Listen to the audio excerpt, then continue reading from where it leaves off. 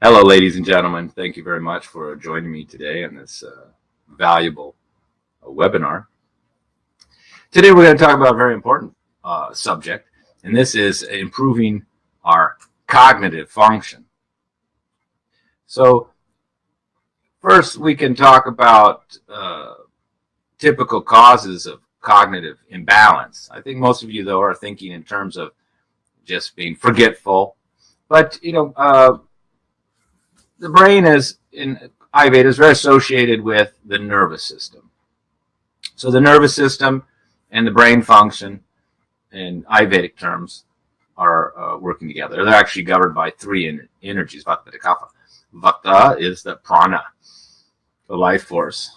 And Pitta is, we call Sadaka Pitta, is the ability to recall.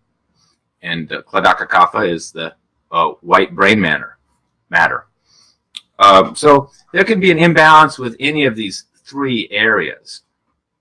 If it's too active, then you're going to feel nervousness, anxiety, sleeplessness. Maybe you have other neurological problems as well, besides forgetfulness, like tingling, numbness in the hand, tremor, shaking, and of course, racing mind, and Parkinson's and MS and other types of serious neurological problems would be in the same category as they progress along the pathology.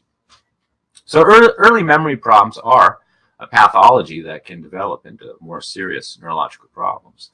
The second category would be kind of a depressed nervous system, which would create more lethargic, slowness, dullness, and melancholy, we could say, or, of course, depression. So we have one, Vata, behind it, which is active, overly active, thinking too much, can't concentrate, going to bed and thinking. Then two, which is kind of congested, which is Ayurvedic terms is too much Tapaka Kapha, where things are slow and you're depressed and sad and you're having difficulty recalling memory. So I'm explaining it from this Ayurvedic or ancient understanding of the brain and how it's managed by the nervous system. It's governed by the nervous system. So these are neurological related imbalances. And the third category is when it becomes too pitta, too sharp, too strong, too heated. And here we can have even a bald head, burning off the hair, graying of the hair, and a sharp temper, being more judgmental, argumentative. And of course, this type of, we could say, inflammatory nerve condition can result in very serious neurological problems, including MS, or is it damage to the actual nerve itself. So when we look at early signs of like memory loss or anger or depression, this is the beginning of a pathology which can develop into more serious neurological problems. So let's first look. We're going to cover, of course, herbs today, but it's very important to cover the cause, because the first line of treatment for any condition is what? Remove the cause. And this is often ignored by even holistic practitioners. Of course, it's completely ignored by the medical world, the causes. For example, if you're diabetic, then your cause is your excessive use of sugar, sweets in your diet. So if your mind is overly active and you can't stop thinking at night, even though you're tired and fatigued, then what is the cause? Maybe you know better than I do, but I'll give you a few lists. Overstimulation would be the main cause. What's overstimulating? We have our whole life is overstimulating. Our whole lifestyle is overstimulating. That's why we have so many of these type of mental imbalances.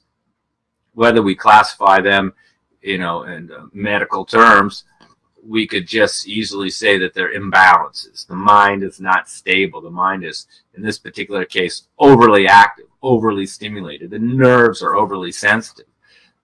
So we want to remove the causes. And if you can't sleep at night, what would want to be the causes you'd want to remove? Stimulation. And that, of course, would be the first thing that we see in our modern world is coffee. Coffee, sugar, caffeine, even decaf has a stimulating effect to it. Even chocolate or cacao without the sugar is considered very stimulating, as people know. And sugar, super stimulating. Sweets at night, candies. We're not talking about fruit. We're talking about processed white sugar. Cane sugar can also be stimulating but healthy. So you still wouldn't want to have products with cane sugar right before going to bed. But overall, cane sugar doesn't necessarily have to be unhealthy. But white processed sugar, cookies, crackers, cakes, candies, ice cream, very stimulating, much more than we give it acknowledge. And all the green teas, black tea, green tea, yerba mate, all of these have some amount of stimulating aspects to them. So if your mind is overly active, thinking too much, borderline anxious, and you're having some sleeping problems, then first thing to do before I start taking these herbs, which we're going to talk about, is to remove these stimulants from your life, which can include, of course, even just TV, the news, too much activity, multitasking on the computer, too much time on the computer, and just an overly active life. So instead of running, you can do yoga. Instead of watching TV at night, you could read a book. Instead of working on your computer at night, you could read a book again. So you need to do things that are slower to not stimulate it. So it's very, herbs are very effective at modifying our thinking, as we know, because now here in the state of California and many states, cannabis is legal, and those who have had cannabis know that only a little bit will change your state of mind. So the mind and the nervous system are very sensitive to herbs. Cannabis was just one ancient herb, was used for certain types of conditions. Not everything as it's proclaimed to today, but it did have therapeutic and medicinal value even in ancient times. And it was helpful in settling the nervous system, calming the nervous system, and analgesic qualities of helping with pain. So before you start taking any type of herbal product that can change and affect your thinking and your mood quite quickly, it's good to eliminate the causes first. So other causes, of course, would be a malnourishment. We know that if you're low in B vitamins, you're going to have more anxiety, B6, B12. These will affect the nervous system adversely. Even not enough magnesium, trace minerals. So malnourishment, malnutrition. And what's the main cause behind malnourishment or malnutrition in our modern society is usually malabsorption. And the main cause behind malabsorption is generally poor digestion. And the main cause behind poor digestion is, of course, poor eating habits, overeating, eating late at night, not having complete meals and allowing the body to finish the digestive process of the last meal. So there you can see, you can take the causes behind the causes as the causes to get to the root of the problem. And that's why in Ayurveda they can continue back always to find that there's a digestive element as a cause to almost every health condition. And it's definitely true here, because if you have poor digestion, then you can have poor malabsorption and low nutrients, and then this nutritional deficiencies, particularly like these trace minerals and magnesium, B6, B complex in general, will affect your mental capacity. That's why we like to take magnesium at night to relax, and we like to take B12s and B complex in the morning to help stimulate and support our nervous system. But these are only short-term fixes. In fact, many of those are synthetic vitamins and isolated in a laboratory and don't grow on trees. I mean, there's no tree growing D3 or ascorbic acid. So herbs, on the other hand, are organic matter grown plants, barks, leaves, and minerals, saps, and other natural substances found in nature. So they have a full spectrum of nutrients.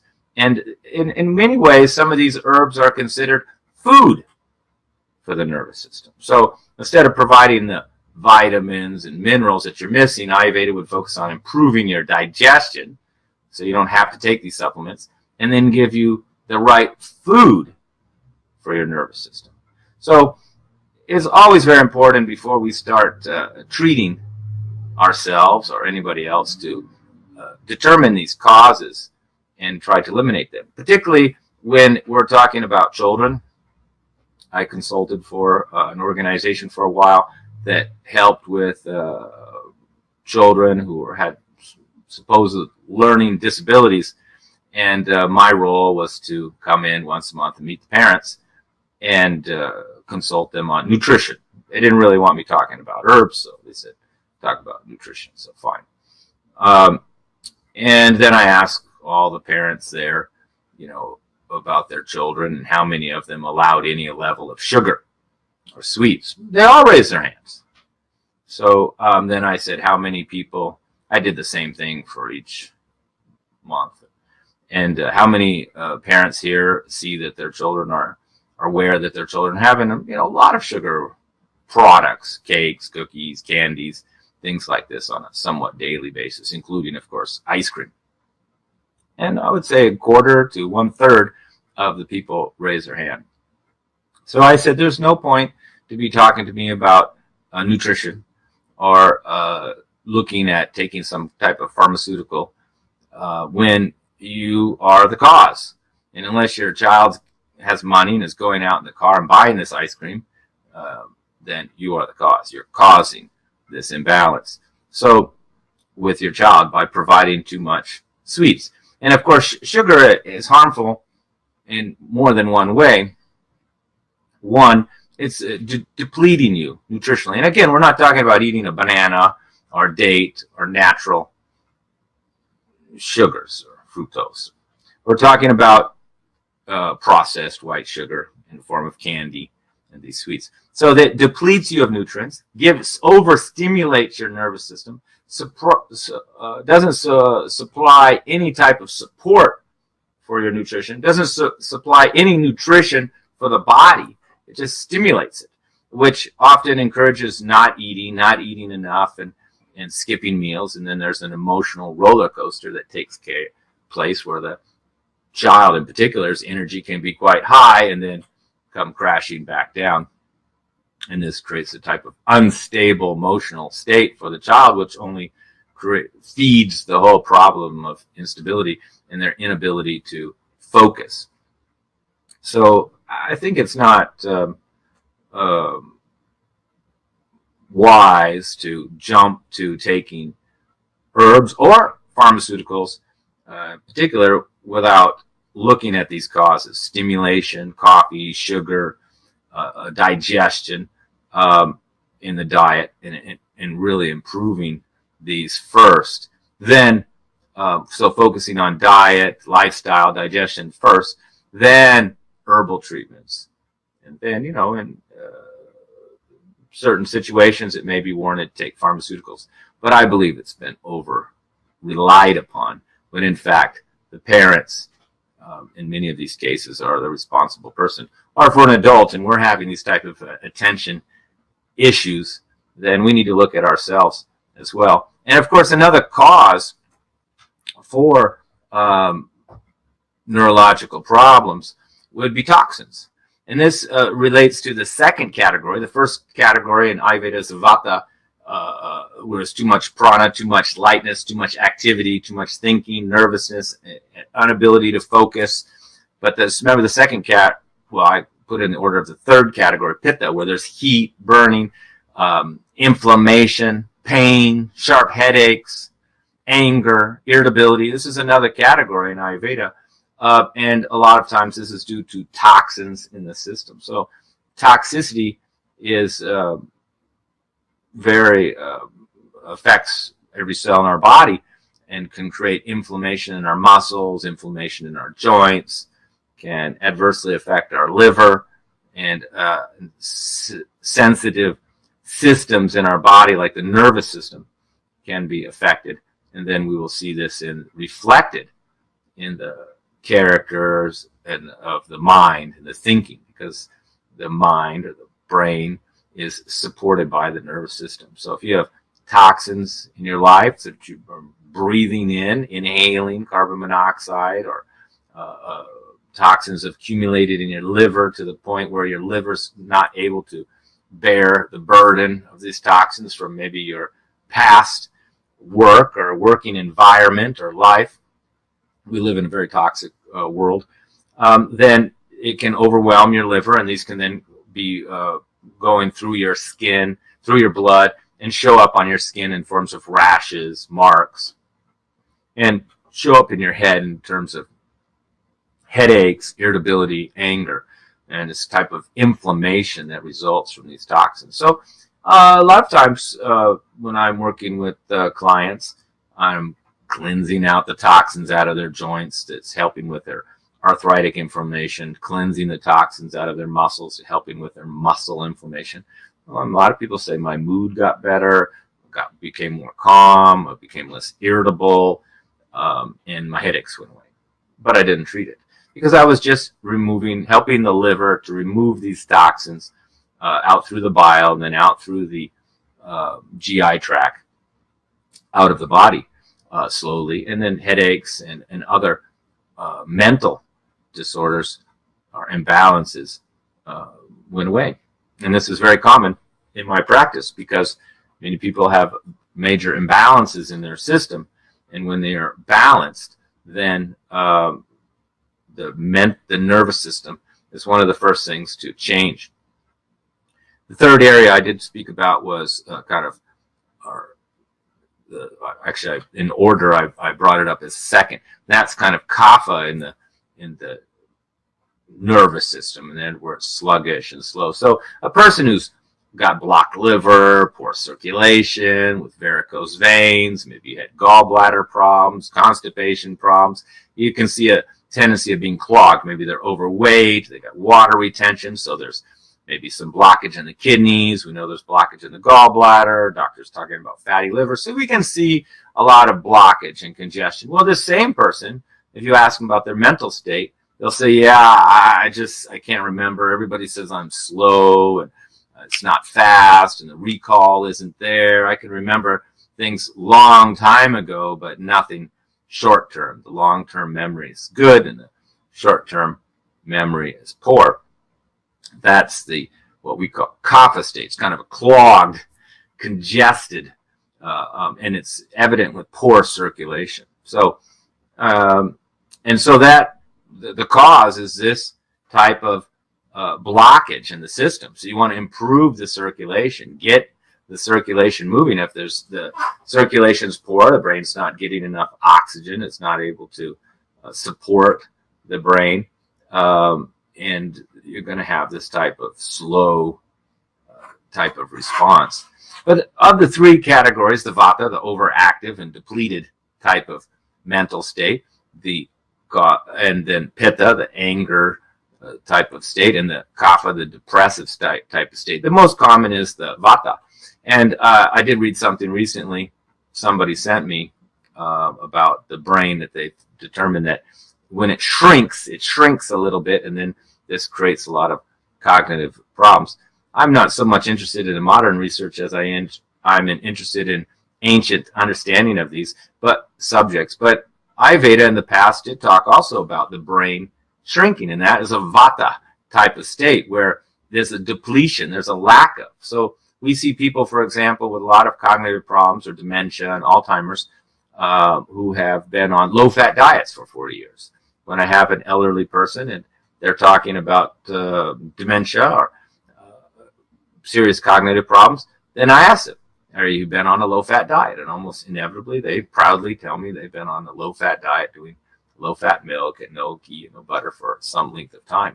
So and now they have no recall. And because there's now blockage in the neurological ability, and this is due to kind of in Ayurveda, kind of a shrinking, a drying out of the brain itself. Dehydration is a major cause of a lot of health problems, and we often don't take it as seriously as it is, because all the organs require hydration. I mean, just to eat, you need saliva in the mouth. To digest, you need the enzymes and juices of the stomach, and in the colon, we can't have it too dry, or we'd have it kind of a dry, hard constipation leading to hemorrhoids and inflammation in the colon. And of course, to have sex, you can't be dry too. So, you can't procreate when you're dehydrated, and you can't digest when you dehydrate. And we will just see the dry skin, the cracking skin, the itchy skin on the surface, but deep inside the body is dry, particularly when the mouth is dry. The mouth should be the most moist point of the body. The saliva in the mouth should always be there. It's necessary. So when you have this type of dehydration that's evident with the dry lips, dry mouth, dry skin, dry stools, then we can assume the organs are dry. And if the bile in the liver gets too dry, it gets clogged, and you can have gallbladder problems. The colon gets too dry, you have constipation. So if the brain gets too dry, then you can have serious cognitive problems. And that's what this article was referring to, that the brain actually can shrink when it doesn't have enough fat and liquid quality to it. And this contributes to severe memory loss. So this is why you see that a lot of the herbs, which we're going to talk about here next, are actually taken in ghee, in butter, and you're actually doing a high-fat diet.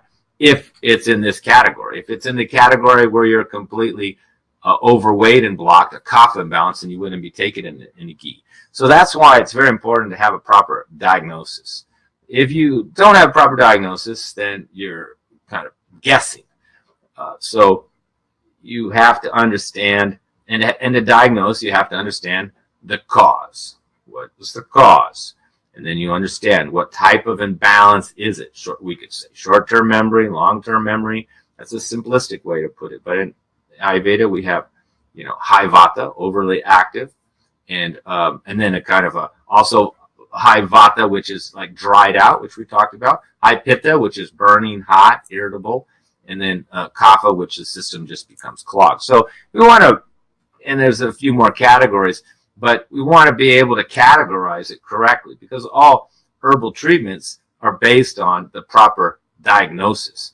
If you cannot diagnose what type of condition you have, then the herbal treatment won't be right. I mean, it's not so simple as just taking a pill or taking an herb. Unfortunately, we have to understand the cause. So generally, we have to do this diagnosis first. But I'm going to talk about some herbs here. And if you're having trouble diagnosing your problem, then of course you're better to have somebody to help you to do that. Let's talk about a few herbs here. Let's talk about really one of the best and one of the oldest herbs to help cognitive function, and that's ginkgo. And ginkgo is a very ancient tree that apparently was around at the time of the dinosaurs. So, it's not only is it good for memory, it hasn't been forgotten itself. I mean, and ginkgo is slightly stimulating, improving circulation, particularly to the brain, bringing more oxygen to the brain. And there's been a lot of research on it, and it's very helpful. Probably one of the premier Western herbs for improving cognitive function. And generally that's supported with gotu kola. Gotu kola is particularly good. It's related to a brahmi, which we're going to talk about in a minute. It's a calming herb, cooling herb, and improves circulation to the whole body, but again, particularly to the mind. I have a tea here. It's called Memory and Energy Tea. And the first ingredient is ginkgo. And the next, because it's energy as well, the next ingredient is green tea. That's for the energy. And then next is the gotu kola for the circulation. And then peppermint, make it taste nice and pleasant. Eleuthero is a type of Siberian ginseng, good for energy. And sage, which is also good for circulation. Rosemary, a very premier herb for circulation. And ginkgo is kind of like a catalyst type of herb to bring them all together to work very well. But the main herb here is ginkgo and gotu kola. And in fact, we could have a tea. It's just this memory tea. I have another one called memory and brain tea. And that tea is the same without the stimulants, without the green tea, without the elethro, and it has a brahmi in it as well, which we're going to talk about. So this is a wonderful tea. Oh, it reminds me I can have a cup right now. I drink 2 or 3 cups of this a day. It's very pleasant, tastes very good, gives you nice energy all day long, and really does help with your memory. In fact, when I'm forgetting things, my son says, Dad, go drink some of your memory tea. Now, if we talk about Indian herbs for cognitive function, the premier herb is brahmi. Brahmi. And that's the only form I have it in there. I have it. It also, I use it in a powder form here. Brahmi, right from India. Brahmi is related to, similar to gotu kola, and it's a cooling, calming herb, good for the nervous system, premier herb for cognitive function, and all cognitive imbalances will, all formulas to treat these conditions would all have brahmi. They would mostly be in formulas, but brahmi can be taken in many ways. Here's what we call brahmi oil. And brahmi oil is very nice because we put it in I put it in a little bottle called brain oil. Simple. And then you take this oil, and people say it really works quite well. I like the tea mostly, but this is good for vata, particularly have dry nasal passages. You just take a little bit of the oil, and then very nice. And then you don't feel it right away. It has like a slow term effect, and this is very nice for cognitive function. They also do brahmi a lot of times in a ghee, and here we have brain ghee. Brahmi is the main ingredient there, brahmi ghee. And we can take 1 or 2 teaspoons a day, and anybody with some type of attention deficit issue, children, could take that brahmi ghee every day. It's very, very gentle, very subtle, and very effective. Slowly, and it's all particularly good. The brahmi ghee is particularly good for this vata, this overly active, overly stimulated type of mental state where you're not sleeping well. And covering the whole subject of sleep, if you're not sleeping well, that's easier to treat than the mental function. But if you're not sleeping well, you won't have good mental function the next day. So a lot of people just aren't sleeping well for many years. Maybe they're getting up every night to urinate. Maybe their husband's snoring next to them. But you want to get rid of these causes, like clean out the bladder urinary tract so you don't have to get up in the middle of the night, or move the husband in the other room, or give him some herbs for his respiratory problems and fix that problem so you can sleep through the night. Because without good sleep, you're never going to have good cognitive function. So it's always good to take care of these prerequisites first. Fix the digestion, make sure you don't have any malnourishment. Maybe you can take some other supplements or superfoods or to make sure the nutritional state is good. Get rid of all the stimulants and make sure you're sleeping very good. So let's see here. Now another formula that I'll tell you, a formula now that's very good, and it's called saraswati. Saraswati means goddess of knowledge. And here I have saraswati formula. It's a formula, about 15 herbs in it. And this formula you can take in many different ways. You can just, and it's more for kind of lighting the fire, getting the fire of intelligence going. And you just take a little pinch, put it in the mouth, and wham. You don't have to swallow it because you want it to go to the brain. That's why Ayurveda uses these herbs through the nose and just puts them in the mouth, because they want to reach this part of the body. They don't want to just drink the tea and it ends up going to the urinary tract and absorbing in the blood and eventually getting to the brain. But it's much quicker just inhaling. So in fact, there's herbs like bacha and other, which is in this saraswati, and you can just inhale it. And even this formula, saraswati, if you just inhale it, woo, really wakes you up right away. So I leave it right on my desk and just take a couple pinches every day. Does wonders. I sell it in a little jar for just $10, just 2 ounces, because it's so potent. You only need to take pinches of it. And people who have not been able to remember their own children's names, dementia, have recovered in a matter of weeks with a proper diet, good sleep, good digestion, good nutrition, plenty of oil and fat in the diet, probably brahmi ghee as well, plus this saraswati herb 5 or 6 times a day in little pinches. Within 2-3 weeks, people start remembering right away. In fact, just taking the saraswati just a few days, and you can notice a difference.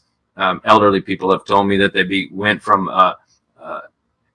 average bingo player to a champion bingo player by taking that formula. People have told me that their mother or father couldn't remember even their children's names, and within weeks was reading the newspaper again and having full conversations. Many wives have come here for other issues and asked for something for the memory for their husband, and noticed that his memory improved tremendously after just one $10 jar of the saraswati. So saraswati is an ancient herbal formula. So there's really no point to reinvent the wheel or look too far, because they had these type of memory problems in the past, neurological problems in the past, and they made formulas for certain jobs. In fact, this anger and irritability, they have herbs for this. Shankpushpi is a common Indian herb for irritability, and for blockage in the brain where it's congested or dull. They have an herb called vacha, which opens up the brain. And vacha is in saraswati as well as brahmi is in there. It's just mixed with other herbs, so it makes a nice formula, and it really works quite well. And of course, if you're going to do the tea or you're going to do the more stimulating herbs, then you don't want to be somebody who has anxiety or nervousness. This is not for somebody with anxiety and nervousness. You could just have brahmi tea all by itself, which is what many Indians do. They just have brahmi tea all by itself all day long. I've met elderly Indian people that tell me, in their late 80s, and say, I drink brahmi tea every day, and it's working wonders, and I've never had any cognitive problems, memory problems, and or neurological issues. And that's, I believe, due to drinking brahmi tea for 50 years of their lives every day. And that is something that people do. I myself have been drinking my memory tea, and I take brahmi as well in the form of the saraswati. So these herbs work very well, very effective, very quick. So you really want to get the right herb for you or your children or your family member, and it's usually in the form of a formula. Very rarely these herbs are taken by themselves. Brahmi being an exception. Like I said, brahmi tea is one herb that's such a wonderful, calming, sattvic tea. It's good for so many aspects of our health, particularly our mind and our nervous system, that people do drink it all by itself and just grow it in India and then make tea out of it. And it works very well. And the oil also is very good, very good for children, just putting it in their nose. But again, I must emphasize, particularly when it comes to children, that you must really remove these causes, the sugar, the overstimulation, overwork, the poor sleep, malnourishment, poor digestion, and such, and all the coffee and stimulations that we have in our lives. So, and of course, just what we call vata increasing diet, like, skipping meals, not eating enough, being on a weight loss plan, and being underweight and under thin, or not having enough body fat. These would also contribute to more anxiety, more nervousness, more thinking in the brain, and this can lead to these type of problems. I haven't mentioned, but there are, of course, other causes to mental states. I mean, you could have had a head injury, which would, of course, could affect your, and some diseases and infections can affect you. Of course, a brain tumor and, serious type of neurotoxins that you may have could affect your cognitive state as well. So it's always good to look at the big picture and eliminate some of these more serious causes, and then focus on the obvious ones, like I mentioned here: diet, digestion, sleep, and removing stimulants. It's usually the first line of defense. And then the herbs, and you can take these herbs. Many people have taken them for a long time. Like I said, I've known people have taken brahmi tea for 50, 60 years, and I've been drinking a tea with this ginkgo and gotu kola in it for more than 20 years. So the beautiful thing about these herbs is they're just plants, and they're very good for the nervous system, and they can be taken long term.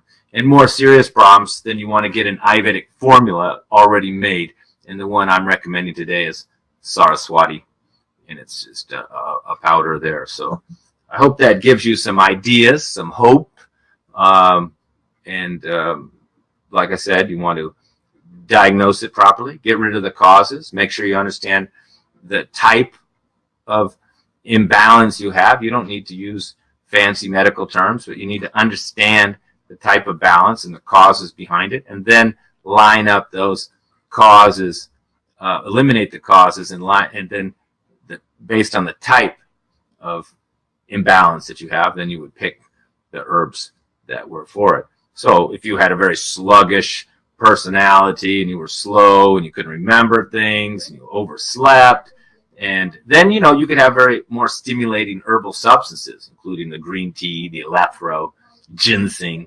along with this gotu kola, ginkgo, brahmi, to stimulate the nervous system. So I hope that gives you some ideas, some hope. And if you have more issues or more serious cognitive problems, feel free to contact me, and I will do my best to diagnose your problem and provide you with proper herbal formulas to help you to recover.